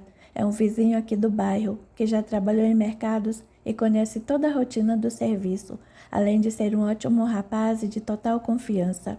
Isto é muito bom. Assim você poderá se dedicar aos bebês e a Joana nos primeiros dias. Marcelo ficou pensativo alguns minutos, enquanto Antônio falava com Sérgio, onde deveria arrumar uma mercadoria que acabara de chegar. Quando Antônio voltou sua atenção para Marcelo, este tocou no assunto que o levara até ali. E então, Antônio, tem pensado no que conversamos naquele dia durante nosso almoço? Antônio saiu de trás do balcão e convidou o amigo para sentarem-se em um sofá, que ficava no escritório ali nos fundos. Marcelo atendeu o convite e, depois de instalados, Antônio respondeu. Sabe, Marcelo, eu concordo com algumas coisas que você disse, mas ainda não consigo acreditar em tudo que já ouvi sobre isto. Por isso, prefiro continuar minha vida como vem sendo, sem me arriscar e me envolver com coisas que não conheço. A esta resposta, Marcelo foi categórico ao dizer, mas a isto chamamos de covardia, de comodidade, meu amigo. Antônio admirou-se com o que ouviu. Marcelo, porém, com seu jeito simples e sincero de expor seus pensamentos, continuou seu raciocínio antes que este lhe dissesse mais alguma coisa. O que você acaba de me dizer é a resposta mais comum que recebemos das pessoas quando se vêem diante de uma situação como esta. E muito mais fácil para uma pessoa continuar acreditando em qualquer coisa do que se ver obrigada a estudar, a pensar e, o pior, a crescer com as novas informações que ela passa a receber quando se dispõe a ir na busca do melhor. Antônio não interrompeu o amigo e Marcelo com muito jeito continuou. Antônio, isto não é uma crítica, é somente um comentário, pois já ouvi várias vezes respostas como a sua, mas entenda, isto ocorre porque todos nós temos uma resistência gerada pelo sentimento de medo, de insegurança, de falta de fé em nós e nas novas situações que experienciamos no nosso dia a dia. E sabe por que isto acontece? Não, respondeu Antônio timidamente, porque quando alguém nos mostra algo novo, algo que nos obriga a questionarmos nossos valores e até mesmo nossas atitudes conosco e com os outros, isto faz com que tenhamos que assumir maior responsabilidade por tudo o que fazemos e pela forma como pensamos e acreditamos serem as coisas. Esta é a maneira como tudo funciona. Percebendo que Antônio sentia alguma dificuldade em entender o que ele tentava lhe mostrar, Marcelo tentou exemplificar. Veja, lembre-se de quando seus filhos eram pequenos e não sabiam andar. O que você fazia? Cuidava deles para que não caíssem nem se machucassem. Mas mesmo assim, às vezes eles caíam. Sim, sem dúvida. Não conseguia evitar isto por todo o tempo. Pois é, isto é o que acontece com as pessoas que ainda preferem pensar como você. Elas ainda não sabem andar, então preferem que alguém ou alguma coisa as apoie. Porém, assim mesmo, sempre surge o dia em que elas caem. Isto faz com que, mesmo depois de alguns tombos, elas tenham que andar, pois elas foram feitas para isto. Nós podemos adiar esta consciência, porém isto não impede que ela sempre surja diante de nós, através das situações do nosso dia a dia. O que acontece quando temos a oportunidade de nos aprimorarmos é como acontece com as crianças quando aprendem a andar. Umas caem mais, outras menos, mas todas conseguem andar um dia. Você quer dizer que um dia ainda vou acreditar em tudo que você acredita? Pelas minhas experiências e por tudo que venho estudando, tenho certeza que sim. Então eu não tenho opção. Sou obrigado a seguir por um caminho que não quero. Não é assim que funciona. A vida sempre vai te respeitar. É por isto mesmo que ela sempre vai trazer em suas experiências situações que deem a você a chance de poder mudar. Quantas vezes passamos por situações muito semelhantes e em cada uma delas agimos de maneiras diferentes, porque nós mudamos. E a vida, sabendo disso, nos oferece sempre a chance de experienciar coisas novas. E sabe por quê? Não por quê? Porque a vida é mudança. E ela sabe como é maravilhoso poder mudar e não ter medo de tentar coisas diferentes, pois só assim poderemos ter opções de escolha para dizer: isso é bom para mim, isto não é. Como você pode ter alguma opinião de algo que não conhece? Antônio ficou pensativo. Tudo aquilo lhe parecia muito complicado. Achava melhor ficar como estava. Marcela aguardou alguns instantes e depois concluiu para o amigo: sabe, Antônio, até mesmo esta sua resistência às mudanças são características claras de que tudo o que falei é verdade. Em todos estes anos, você nunca foi um homem que gostasse de aventuras, de coisas novas, não é verdade? É, sempre gostei de ficar quieto no meu canto. E veja você que as poucas vezes que resolvi mudar, só arrumei confusão, problemas e dificuldades. Está vendo? No seu inconsciente, mudar pode ser confuso, poder trazer problemas difíceis ou situações que você prefere não experienciar. Antônio não respondeu. Sabia que o amigo dizia a verdade, pois sempre teve medo de mudanças ou de ter que enfrentar situações novas. Marcela achou melhor não insistir mais, sentia que já havia dito o necessário ao amigo. E como antes de tudo a base do seu modo de ver a vida era o respeito a si e ao próximo, ele sabia que este, quando pudesse ou quisesse, também andaria e não seria preciso que ele ou ninguém lhe empurrasse. Por isso, disse com carinho ao amigo: vamos deixar as coisas como estão por enquanto. Todos nós temos nossas limitações e com o tempo tudo irá tomando forma e aí sim você sentirá a necessidade de tentar, de mudar. Vamos deixar isto com o tempo. Marcelo sorriu e ficaram conversando sobre outros assuntos, até que Antônio fechou a mercearia. Queria voltar para casa e saber se tudo estava bem com Joana. Encontraram as duas na sala conversando, e Clara estava muito animada com as notícias. O médico autorizou Joana a comparecer ao casamento. Isto é ótimo, disse Marcelo. E os bebês como estão? Perguntou Antônio sentando-se ao lado da esposa. Tudo bem. Ele disse que estão se desenvolvendo muito bem e acredita que conseguiremos manter a gestação até depois do 7º mês. Todos ficaram contentes com a notícia, mas Clara e Marcelo acharam melhor não se demorarem mais ali. Joana precisava descansar e eles também. Sendo assim, despediram-se com a certeza de que se encontrariam na cerimônia do casamento. No dia seguinte, a manhã estava radiante. O sol brilhava desde muito cedo. E com certeza não haveria dia mais lindo para brindar aquela união. Os convidados aguardavam a chegada da noiva e no altar, Marcelo, ao lado dos irmãos e de Antônio, estava ansioso e quase não conseguia disfarçar a emoção que lhe invadiu o peito ao ouvir a música que anunciava a chegada de sua amada. Imediatamente voltou-se para a porta, onde viu Clara surgir mais linda do que nunca, em seu vestido de noiva, envolta pelas flores do campo, que enfeitava o coreto e os seus longos e belos cabelos louros. O azul de seus olhos se misturavam à cor do céu, que reluziu com os raios do sol. Ao ver Marcelo, e ambos sentiram a grande alegria do saber amar e ser amado. A cerimônia fora realizada ao ar livre, num sítio à beira de um belo lago. A paisagem não poderia ser mais encantadora, e tudo estava exatamente como Clara havia desejado. Um belo dia, muitas flores, aves ao lago e a presença dos amigos, porém bons amigos e familiares com quem ela gostaria de compartilhar este momento de intensa felicidade. Ao final da cerimônia, foi servido aos convidados um belo almoço, com direito à música e muita atenção dos noivos a todos ali presentes. Os pais de Clara estavam muito emocionados, e Dona Helena, apesar de ter sonhado com um grande acontecimento social, Para comemorar o casamento de sua filha única, rendeu-se à escolha da filha, pois realmente tudo estava maravilhoso e a felicidade dos noivos era compartilhada por todos. Joana recebeu dos amigos toda a atenção, chorou de alegria ao ver que estes concretizavam aquele sonho e pela oportunidade de poder estar ali naquele momento. Tudo estava tão lindo e harmônico que com certeza muitos deixaram aquele lugar com a sensação de terem passado alguns momentos no paraíso.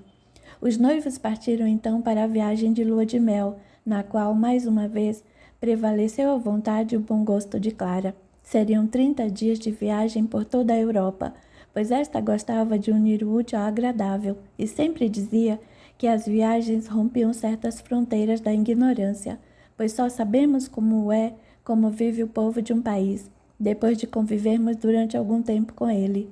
Dizia que as teorias e descrições muitas vezes são relativas às opiniões de quem as escreve. Capítulo 19. Clara e Marcelo continuavam na sua viagem de lua de mel. 20 dias já haviam se passado, e a cada lugar que visitavam, mais fascinados ficavam com as belezas que encontravam por toda parte. Clara sempre fora deslumbrada com a possibilidade de adquirir novos conhecimentos, pois apesar de já ter estado em alguns dos lugares visitados, sabia que sempre haveria algo a mais para aprender ali. Porém, foi durante a visita que fizeram à França que ela teve o mais belo encontro com o saber e a busca de todas as verdades que regem o mundo e, quem sabe, o universo. Chovia muito naquela tarde e Marcelo propôs a Clara: "Gostaria de visitar aquela bela livraria que vimos aqui próximo ao hotel. Será que você quer me acompanhar apesar da chuva?" "Mas é lógico que sim. Onde mais podemos encontrar algo interessante para fazer com esta chuva a não ser numa livraria? Espere só um momento que vou pegar nossas capas." Quando chegaram, ficaram admirados com o ambiente, com a beleza e a organização do lugar.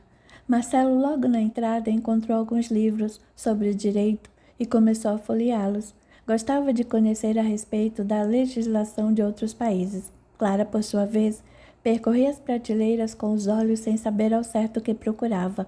Porém, num determinado momento, teve sua atenção voltada para duas senhoras de muito boa aparência, que retiravam de uma das prateleiras 2 exemplares iguais, um para cada uma delas, e sem questionar saíram comentando sobre o grande achado, pois há muito tempo ambas visitaram todas as livrarias de Paris, sem conseguir encontrar o que procuravam. Imediatamente, ela se interessou pelo livro. Aquela deve ser uma literatura excepcional, pensou ela, vendo tamanha euforia das senhoras ao encontrarem os livros. Clara aproximou-se de onde estavam os livros e não compreendeu. Havia ali apenas mais um exemplar, igual ao que as senhoras haviam retirado, e intitulava-se Le Livre des Espíritos, Allan Kardec. Ao ler aquilo, disse a si mesma: "Já ouvi comentários e brincadeiras sobre mortos e fantasmas, e até mesmo sobre pessoas que dizem poder conversar com estes. Porém, não sabia que alguém se dedicaria a escrever um livro sobre isto. O livro dos espíritos. O que será que pode haver neste livro para fazer com que duas senhoras tão distintas se interessem tanto por ele?" Foi com esta dúvida que Clara resolveu comprar o livro, porém estava decidida a não comentar nada com Marcelo sobre o assunto a que este se referia. Pensou que talvez ele não gostasse ou até mesmo zombasse dela pela compra do livro. Marcelo, vendo-a se aproximar com o livro na mão, tratou de optar por um dos títulos, o qual já havia folheado, e saíram da livraria. Chegando ao hotel, Marcelo a convidou: "Vamos tomar um café no restaurante antes de subirmos para o quarto?" "Não, Marcelo. Prefiro ficar e tomar um bom banho, pois com esta chuva acabei me molhando um pouco e não quero adoecer em plena lua de mel. Então, se não se importa, vou ficar por aqui e ler um pouco enquanto tomo meu café. Depois vou para o quarto." "Acho ótimo. Assim posso me demorar no banho quanto eu quiser." Clara cedeu-lhe um beijo e foi para o quarto, respirando aliviada. Sabia que, pelo menos, teria tempo de ler algumas páginas do livro sem que o marido visse. Já no quarto, tratou de encher a banheira e, depois de trancar a porta do banheiro, entrou no banho com o livro na mão. Começou a folheá-lo e surpreendia-se cada vez mais com o seu conteúdo.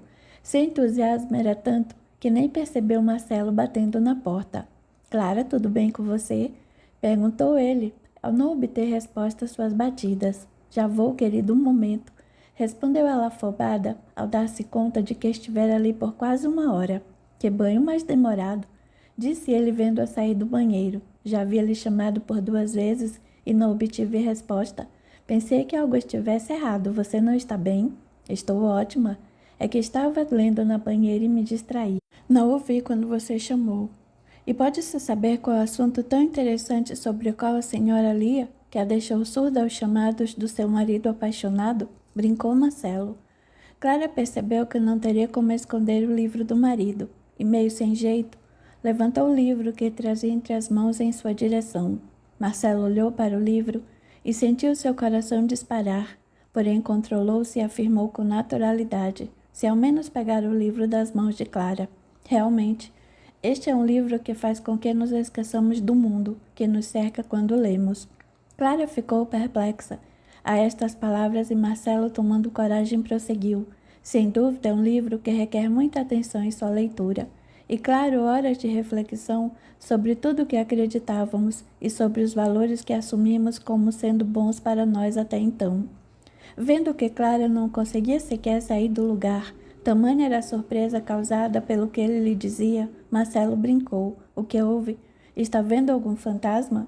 E riu gostosamente dos olhares cheios de perguntas que Clara lançava sobre ele, até que finalmente ouviu sua voz. Quer dizer que você conhece este livro, que já leu sobre o assunto e nada havia me falado? Sim, eu já li este livro e também já conheço algo sobre o assunto. Só não comentei nada com você, porque ainda não me sentia preparado para envolvê-la nisto. Sei que é uma pessoa muito curiosa e queria estar preparado para poder responder a todas suas perguntas, mas como a vida é muito mais sábia do que nós, ela mesma tratou de levar até você o que precisava saber no momento certo. Por que não me falou sobre isto antes? Você sabe que gosto de estudar tudo que possa trazer algo de bom para mim ou para as pessoas de um modo em geral. Me desculpe, Clara, mas você estava muito envolvida com sua faculdade e com o trabalho no hospital. Senti que seria melhor que eu estudasse, para que depois pudesse lhe passar o maior número de informações possíveis. Exatamente por saber deste seu jeito de ser, o que posso lhe dizer agora é que você tem nas mãos um assunto que merece muita atenção e estudo, pois pelo que eu pude observar durante este tempo em que venho estudando, é que há na espiritualidade um leque de possibilidades para serem assimilados e principalmente praticados, e só assim serão realmente compreendidos pelos que abraçam esta nova forma de sentir a vida. Clara compreendeu a atitude do marido e com carinho disse: Obrigada por pensar em mim desta forma. Você não me deve desculpas, pelo contrário, eu é que fui muito indelicada com você. Os dois se abraçaram e Clara voltou ao assunto. Bem, então para aproveitarmos esta oportunidade que a vida nos deu, que tal sairmos para jantar? Assim poderemos conversar e você pode me contar como tudo aconteceu com você. Eu também posso tirar algumas dúvidas sobre o que li até aqui. O que acha? Acho que a sua ideia não podia ter sido melhor. Vou agora mesmo para o banho e depois podemos sair. Marcelo beijou a esposa e foi para o banheiro. Sentia-se feliz por tudo ter seguido seu curso natural. Já havia resolvido contar a Clara sobre seus estudos nesta viagem, porém sabia que o momento ideal para esta conversa surgiria sem que ele precisasse se preocupar, e tivera a compreensão disto vendo que tudo havia dado certo. Mais uma vez ele sentira o bom senso com que a vida age quando confiamos nela. Clara, por sua vez, arrumou-se rapidamente para poder continuar com sua leitura por mais algum tempo. Queria saber o máximo possível sobre o assunto, pois por algum motivo isto entrara em sua vida e ela sabia que certamente teria bons ensinamentos para tirar de tudo aquilo. Durante o jantar, Clara sobrecarregou Marcelo de perguntas. Este respondia com muito carinho a tudo o que a esposa desejava saber, apesar de sempre ressaltar que havia muitos detalhes que ele próprio ainda estava estudando com os amigos que conheciam mais a fundo o assunto. Esta ficou fascinada quando o marido lhe contou como tivera a possibilidade de saber sobre a espiritualidade e este novo modo de entender a si, aos outros e ao mundo. Ficou muito contente ao saber que Joana também estava interessada pelo assunto. Neste momento entendeu que realmente há oportunidades para que todos os que queiram possam aprender e melhorar, e que estas são ilimitadas. Ao voltarem para o hotel, Clara estava determinada a acompanhar o marido às reuniões de estudo com os amigos.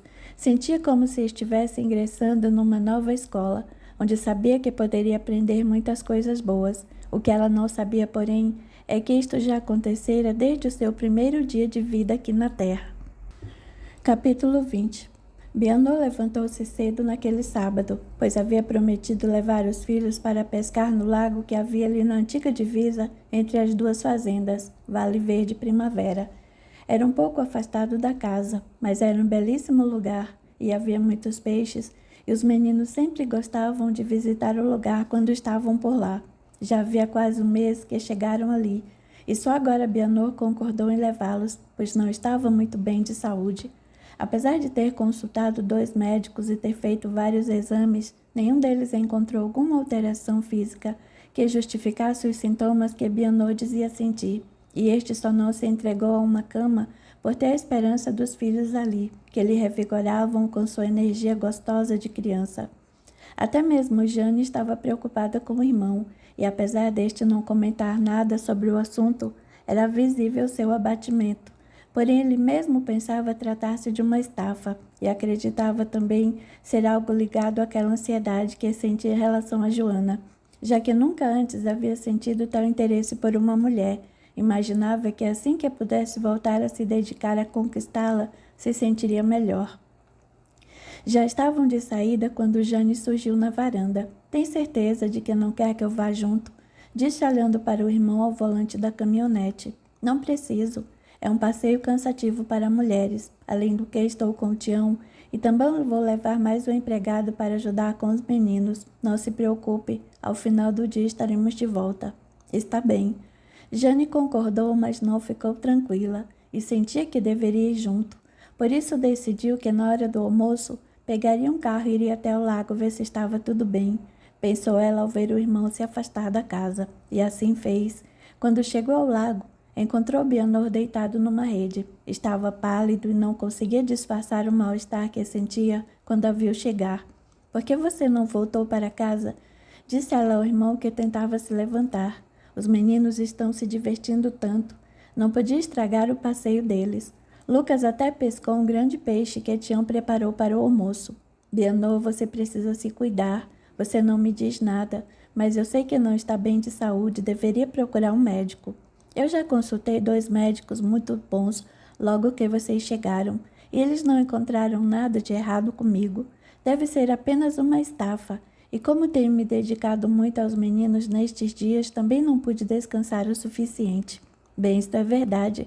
Você está se desdobrando para atender aos desejos dos meninos e acompanhá-los em tudo o que inventam para fazer. Ainda bem que partimos na próxima semana, assim você poderá descansar e se recuperar. Mas já vou embora? Sim, quero chegar alguns dias antes de recomeçar as aulas. Assim teremos tempo de organizar a casa e retomar os velhos horários com as crianças, pois aqui todas as regras foram esquecidas. Eles estão de férias.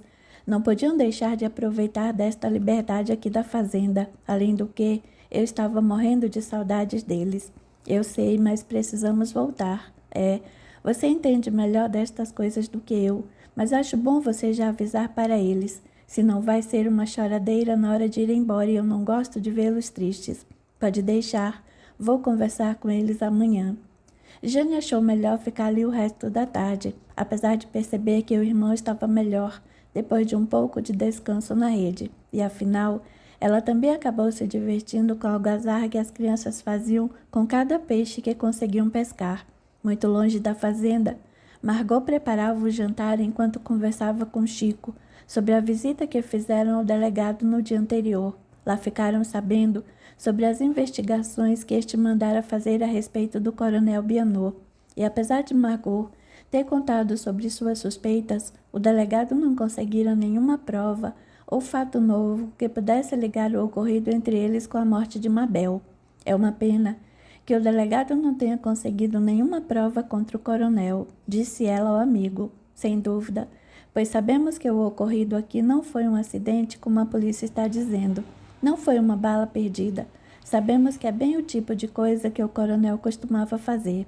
Sim, eu sei, mas o delegado disse que o coronel não registrou nenhuma queixa sobre o dinheiro que ele me deu e que tanto ele como aquele seu empregado, que costuma cumprir as ordens dele, estavam na fazenda naquele dia. Assim fica difícil conseguir provar alguma coisa.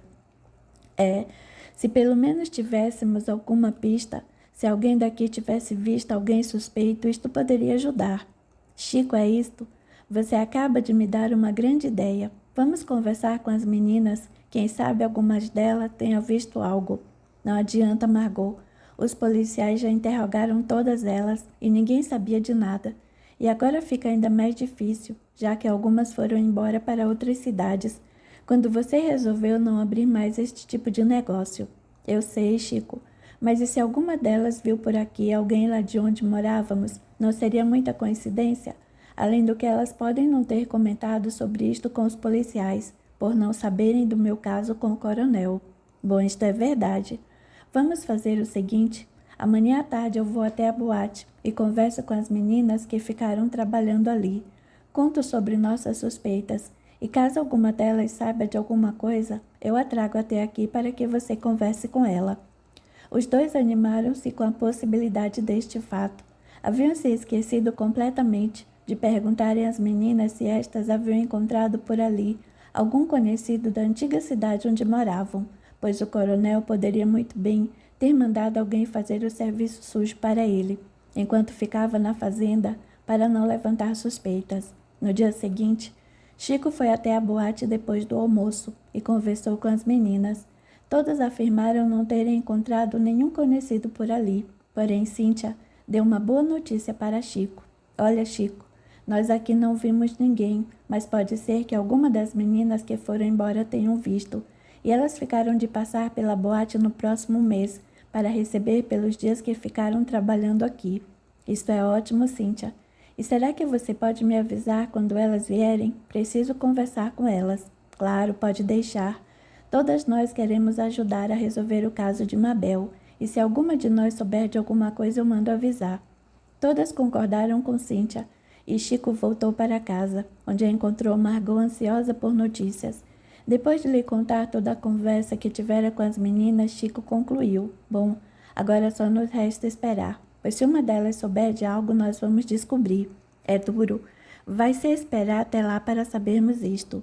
Os dois entreolharam-se, porém não havia nada que pudessem fazer para mudar aquilo. Só no mês seguinte teriam a resposta que buscavam.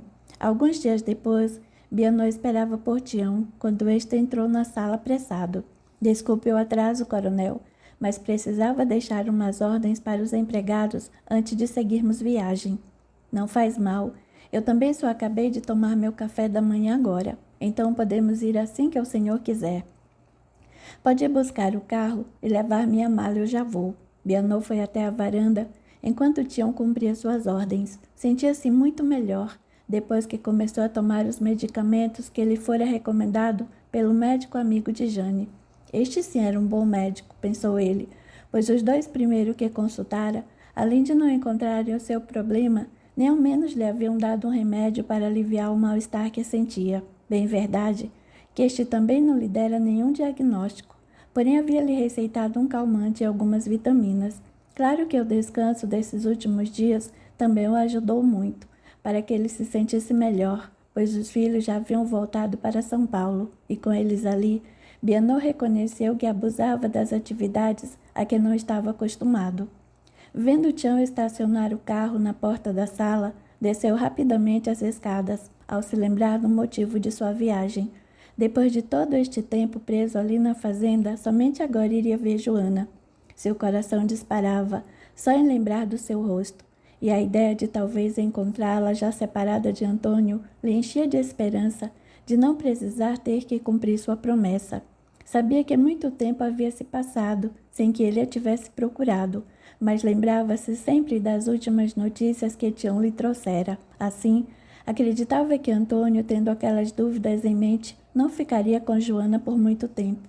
Seguiram para São Paulo, e assim que acabaram de se instalar no hotel, Bianor ordenou que Tião fosse até a mercearia, ver como estavam as coisas por lá. Este saiu imediatamente e, após algum tempo observando a mercearia, notou que havia ali um rapaz desconhecido. Não via Antônio e também nenhum de seus filhos. Achou melhor aguardar mais algum tempo sem se expor muito. Eles não deviam estar ali no momento, mas poderiam chegar a qualquer hora.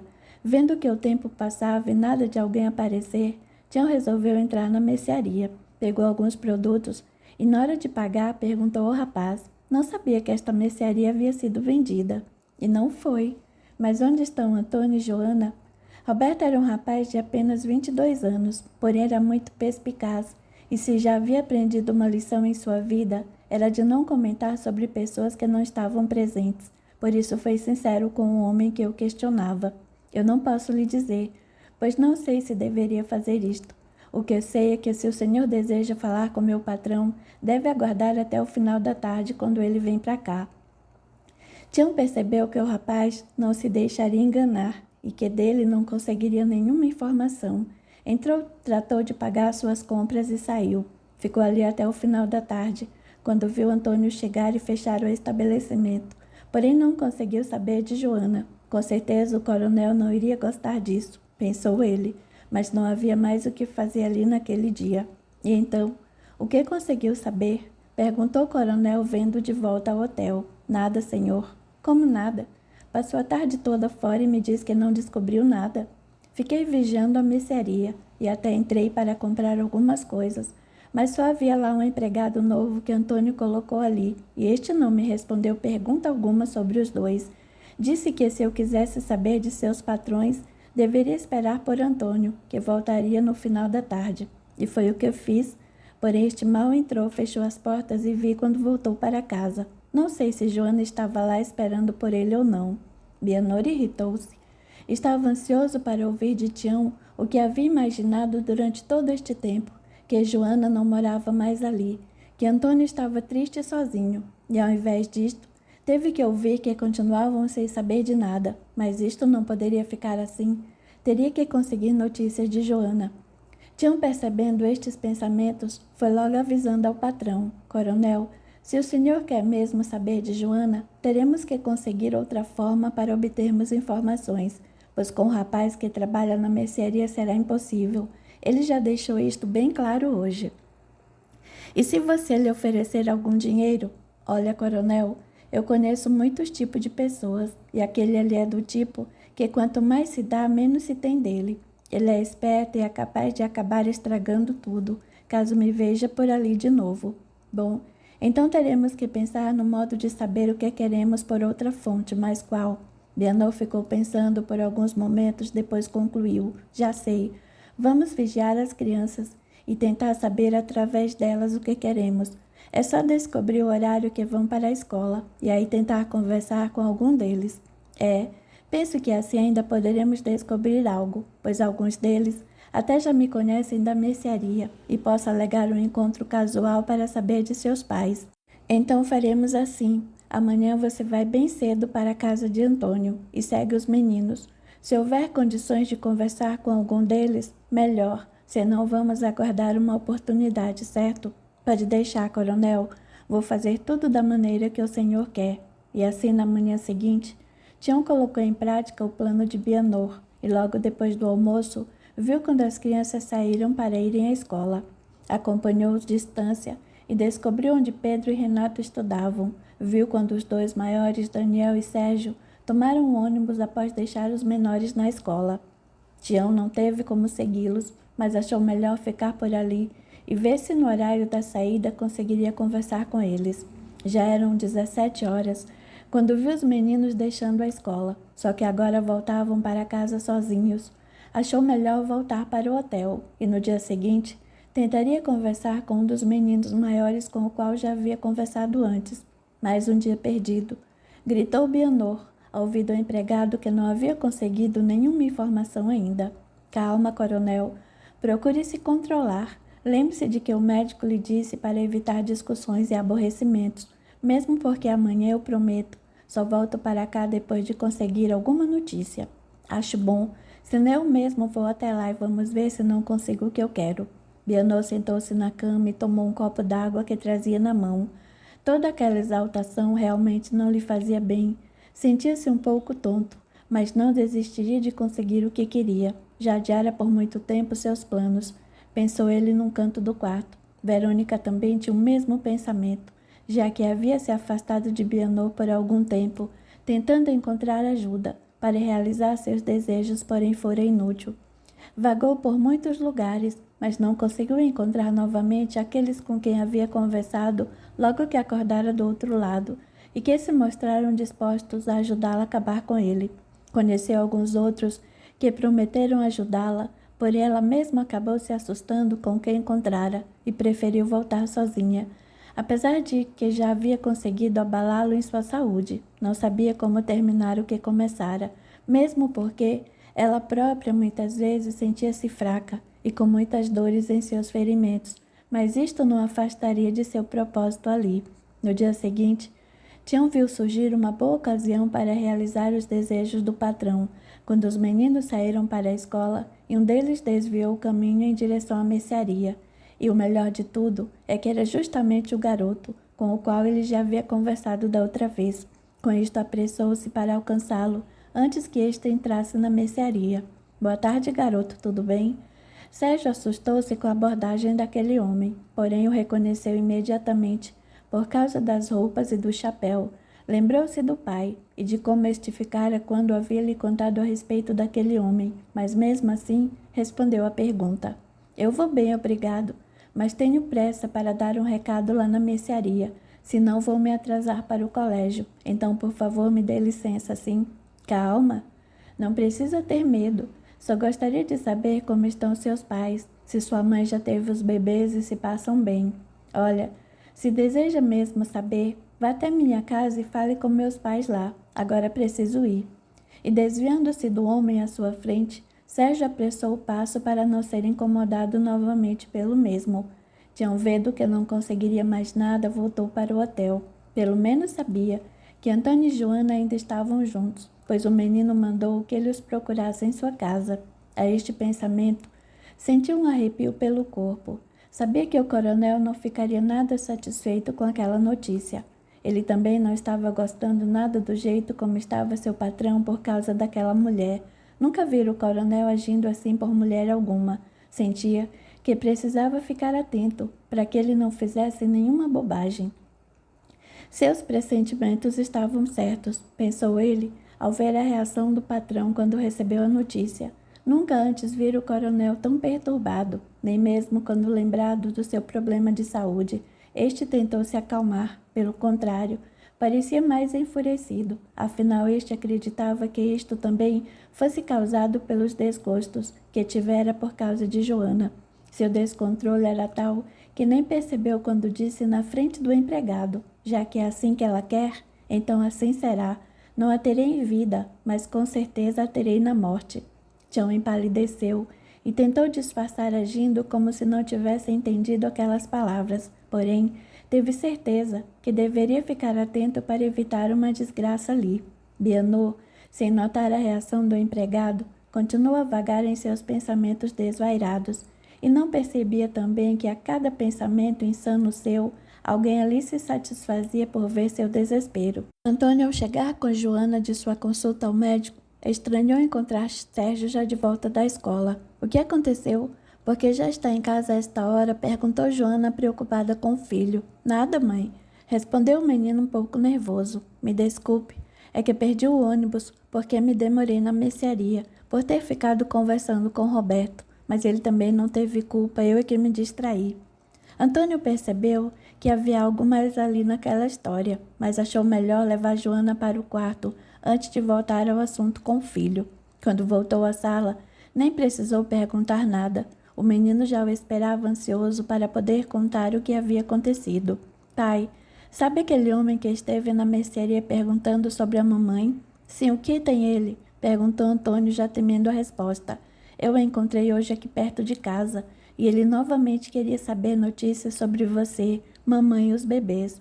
E o que você disse? Nada. Mandei ele vir até aqui falar com o senhor, já que dizia ser seu amigo. Mas aquele não esteve, filho. Eu sei disso, pois assim que dei o recado ao Roberto, voltei depressa para casa. Queria ver se ele estava aqui, Mas quando cheguei na esquina, vi que o senhor já estava de saída com mamãe. Não teria dado tempo de ele já ter ido embora. Obrigado por me contar tudo, Sérgio. Você agiu muito bem não falando a estranhos sobre nossa família. Pai, mas quem é este homem? Antônio sentiu uma pressão no peito e teve medo de dizer a verdade ao filho. Não sabia o porquê daquilo e não teve forças para encarar a situação. Então, mentiu para o filho. Este homem era apaixonado por sua mãe quando ela ainda era jovem e resolveu se casar comigo. Quando nos mudamos para cá, nos encontramos uma vez aqui perto. Acho que ele ainda tem inveja de mim porque casei com ela. Ah, então é isso? Disse o menino em sua inocência. Mas ele não tem condições de competir com você. Além do mais, mamãe é muito bonita para ele. Antônio riu do comentário do filho, e este saiu para brincar com os amigos na rua, todo cheio de orgulho por saber que sua mãe ainda tinha admiradores. O mesmo não podia se dizer de Antônio. Uma nuvem negra formou-se em sua mente. Ele não entendia como, mas parecia que Bianor sabia exatamente quando aparecer. Da outra vez, foi quando Joana passou mal e tiveram que levá-la às pressas para o hospital. Senão ela poderia ter se encontrado com ele a qualquer hora. E hoje também, justo quando ela iria sair do repouso para a consulta com seu médico, este homem rondava sua casa. Antônio levou as mãos na cabeça. Não queria pensar em Joana daquela forma, mas sentia algo tão forte dentro de si que não conseguia evitar. Se ela o amava, se nada houve entre Bianor e ela, e se os filhos eram realmente dele, como ele queria acreditar, como se explica que este homem apareça sempre nas horas mais estranhas? Como pode ele saber dos horários e compromissos de Joana, só mesmo sendo ela lhe informar? Antônio não percebia, mas entrara novamente num turbilhão de pensamentos, levado por sentimentos de medo e insegurança. De repente, lembrou-se que há alguns dias Joana havia lhe pedido que enviasse uma carta para Vilma. Disse ela tratar-se de um pedido à velha amiga, para que viesse a São Paulo, ficar com ela assim que os bebês nascessem, pois precisaria de alguém de confiança para ajudá-la, já que ele também precisaria cuidar dos meninos e da mercearia. Para Antônio, todos os fatos tinham sentido lógico, apesar de sua consciência tentar chamá-lo à razão, trazendo em sua mente o fato de que ele já havia tomado este mesmo tipo de atitude antes. Porém, suas fraquezas ainda falavam mais alto, e mais uma vez ele passou a sentir o peso do desequilíbrio, da falta de fé em si e nas lições já vividas, que servem principalmente nestes momentos para nos sustentarem diante dessas experiências, as quais até nos parecem repetitivas, mas que sempre trazem uma nova lição, pois teoricamente deveremos agir de maneira diferente, por já termos tido a oportunidade de conhecê-las e aprendê-las antes.